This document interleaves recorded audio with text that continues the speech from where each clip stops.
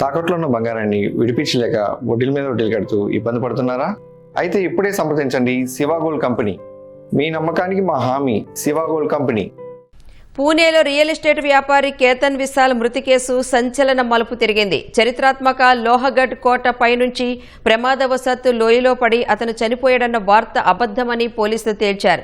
అతన్ని పెళ్లి చేసుకోవడం ఇష్టం లేకనే కాబోయే భార్యే ప్రియుడితో కలిసి కేతన్ను లోయలోకి నెట్టేసి హత్య చేసినట్లు నిర్ధారించారు. కేతన్ హత్యకు కారణమైన యువతిని, ఆమె ప్రియుడిని పోలీసులు అరెస్టు చేశారు. పుణేకు చెందిన 26 ఏళ్ల వ్యాపారవేత్త కేతన్ విశాల్ మృతి కేసులో సంచలన విషయాలు వెలుగులోకొచ్చాయి. పుణేలోని ప్రసిద్ధ లోహగఢ్ కోట పైనుంచి ప్రమాదవశాత్తు కేతన్ లోయలో పడి చనిపోయినట్లు మొదట భావించినప్పటికీ దర్యాప్తులో ఇది పక్కా ప్రణాళికతో జరిగిన హత్యగా పోలీసులు నిర్ధారించారు. కేతన్ను అతనికి కాబోయే భార్య సియా గోయల్, ఆమె ప్రియుడు చేతన్ చౌదరి కలిసి 400 అడుగుల లోతైన లోయలోకి తోసేసినట్లు దర్యాప్తులో వెల్లడైంది.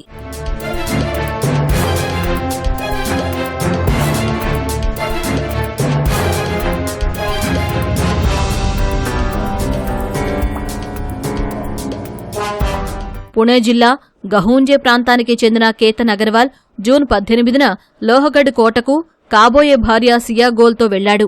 ఈ క్రమంలో ఫోటోలు తీస్తుండగా అతడు లోయలో పడి మరణించాడు.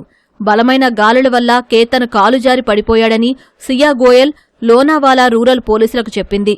దీంతో పోలీసులు మొదట దీనిని ప్రమాదవశాత్తు జరిగిన మరణంగా కేసు నమోదు చేశారు.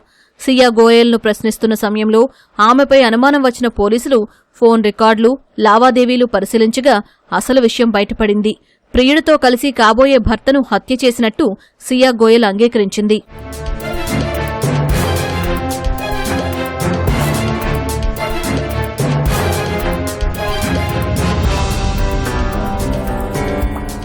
కేతన్ను పెళ్లి చేసుకోవడం ఇష్టం లేని సియా గోయల్ తన ప్రియుడు చేతన్ చౌదరితో కలిసి కేతన్ను అడ్డు తొలగించుకోవాలని పథకం పన్నింది.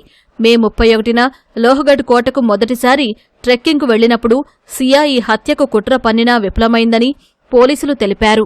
జూన్ 18న సియా తన పుట్టినరోజు సందర్భంగా ట్రెక్కింగ్ పేరుతో కేతన్ను మళ్లీ లోహగఢ్ కోటకు తీసుకెళ్లింది. ముందస్తు ప్లాన్ ప్రకారం ఆమె ప్రియుడు చేతన్ చౌదరి కూడా అక్కడికి వచ్చాడు. వెనక నుంచి వచ్చి కేతన్ను ఒక్కసారిగా లోయలోకి నెట్టేయడంతో అతను అక్కడికక్కడే ప్రాణాలు కోల్పోయాడు.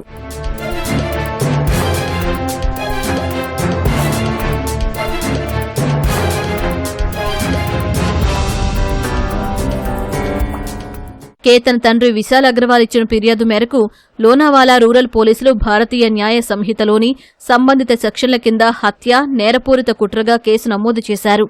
ఈ ఘటనలో మరెవరికైనా ప్రమేయం ఉందా అనే కోణంలో పోలీసులు దర్యాప్తు ముమ్మరం చేశారు.